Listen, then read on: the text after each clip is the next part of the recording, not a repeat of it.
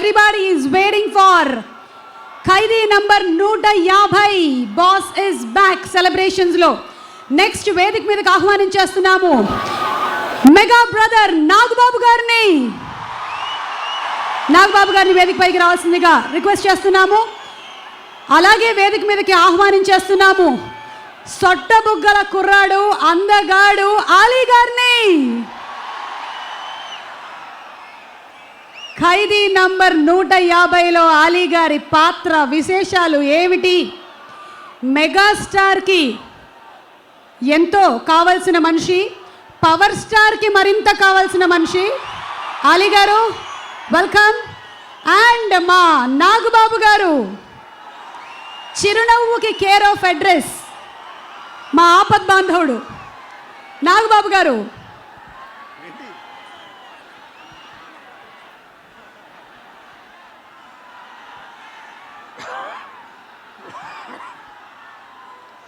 Annaya is back. Thank you. Annaya, after politics, మళ్ళీ ఇంకొక cinema చేస్తే బాగుండు అని నేను చాలా గాఢంగా కోరుకున్నాను. అండ్ థ్యాంక్స్ టు అన్నయ్య, నాలాంటి ఎంతోమంది వ్యక్తుల కోరికల్ని మన్నించి తిరిగి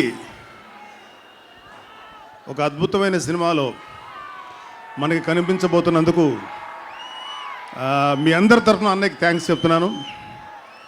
థ్యాంక్ యూ వెరీ మచ్. ఇంతవరకు యూజువల్గా అన్నయ్య సినిమా రిలీజ్ అయితే ప్రొడక్షన్లో ఉండగా ఒక ఫైటు, ఒక డ్యాన్సు, ఒక సాంగు ఇలాగేదో చూడటం మాకు ఒక ఆనవాయితీ. అలాగే నేను థియేటర్కి వెళ్ళి కూడా చూసింది చాలా తక్కువ.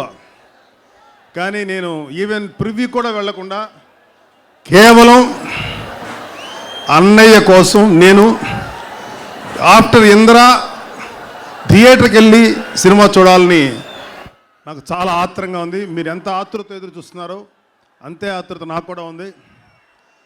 అండ్ ఆల్ ది బెస్ట్ అన్నయ్య. సంక్రాంతికి రాబోతున్న ప్రతి చిత్రం హిట్ అవ్వాలని మనస్ఫూర్తిగా కోరుకుంటున్నాను. అండ్ మా అన్నయ్య గారు నటించిన ఖైదీ నెంబర్ 150 చాలా మంచి హిట్ అవ్వాలని కూడా కోరుకుంటున్నాను. ఒక విషయం చెప్పాలనిపించింది. ఇక్కడ చాలామంది ఒక రీమేక్ చేయటం ఏంటి, స్ట్రైట్ సినిమా చేయొచ్చు కదా అని రకరకాలుగా మాట్లాడారు.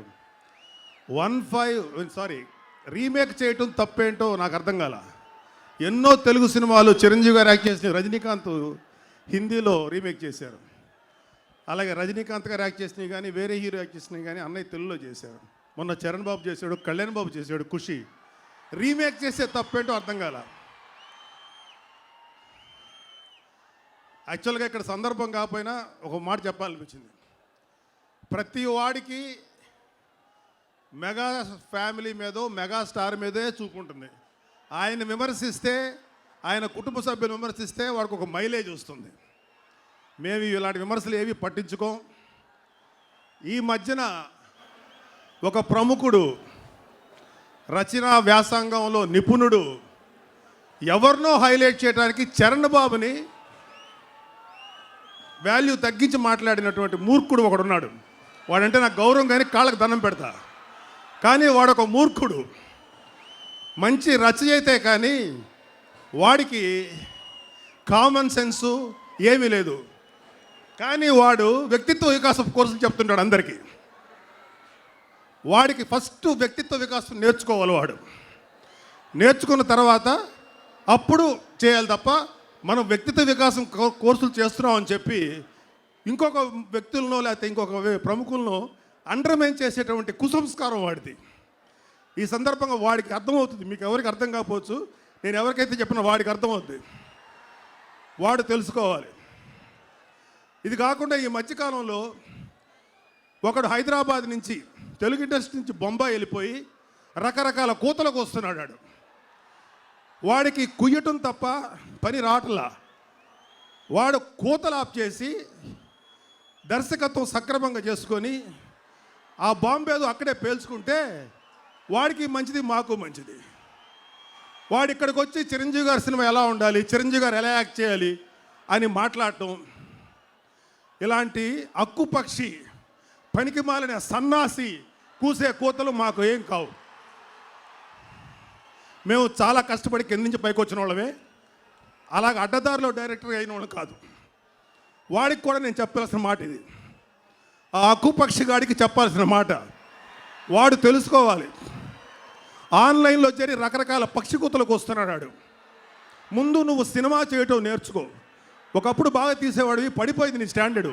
తిరిగి నువ్వు బాగా చేయడానికి ప్రాక్టీస్ చేయి, మంచి సినిమా తీసుకో. నువ్వు పేల్చాల్సిన బాంబు ఏదో బొంబాయిలో పేల్చు. Thank you very much. ఇలాంటి పక్షి కోతలు ఎన్ని కూసినా ఒక సూపర్ హిట్ సినిమాని ఆపలేవు, ఒక ఫెయిల్యూర్ సినిమాని లేపలేవు. Thank you very much. God bless అన్నయ్య.